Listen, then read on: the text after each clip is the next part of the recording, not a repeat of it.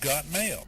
Dude, this thing claims I have mail. It's amazing what we can do with computers these days. Dude, now I'm reading it. So happy for you. Dear Mr. Eubank, it has come to my attention that we'll be needing to shoot the third episode of Cinema Rewind. Fair warning, this episode is about Scott Pilgrim. Make it more blah blah. This is... What? This is boring. Delete. Welcome to Cinema Rewind. We take a look at movies good and bad from 5 years back and beyond. Today we're going to talk about the 2010 film Scott Pilgrim vs. the World. Directed by Edgar Wright, starring Michael Cera, Mary Elizabeth Winstead, Ellen Wong, Anna Kendrick, Aubrey Plaza, Chris Evans, and Jason Schwartzman. This movie has its ups and downs, and I'll tell you both sides. The plot. It's a pretty simple story. Scott Pilgrim must defeat his new girlfriend's 7 evil exes in order to win her heart. What makes this film different is its mass references to video games, film, TV, comics, it being adapted from a graphic novel of the same name, and the internet in general. This movie is a millennial's fever dream. This movie is a millennium.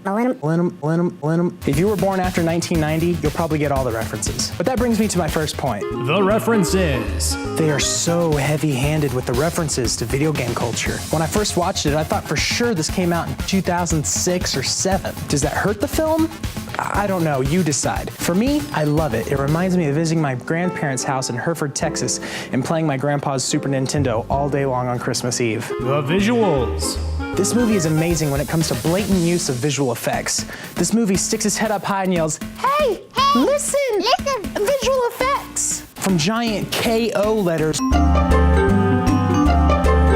whenever a character gets knocked out, to small things like motion blur lines adapted from animation. The pitfalls. As much as I love this movie, it suffers from the dreaded not sure how to end it -osis.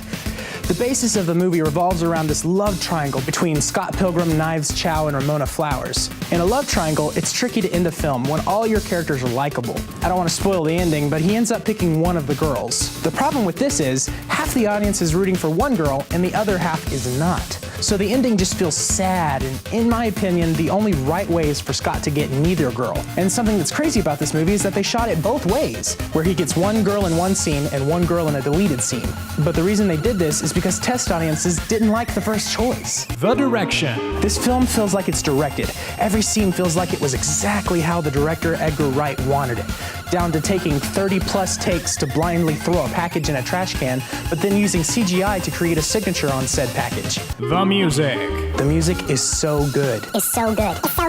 If you like early 2000s artists like the White Stripes or Beck, or even 8-bit video game music or the Rolling Stones, you'll love this movie soundtrack. A lot of the songs that were written for this movie are very good on their own. As a musician myself, this soundtrack has actually influenced me a lot. In conclusion, this movie is great, but it has its flaws. Some people hate it, some people love it, and many fall into that gray area in between. So go watch it and see where you fall. I'm Mason, I like movies, and I'll see you next time on... So what did you think of the movie? Email me at mubank@klst.net. Or if you'd like to watch a side-by-side comparison of our Scott Pilgrim shot-for-shot remake, go to my Facebook, @Mason Eubank Filmmaker.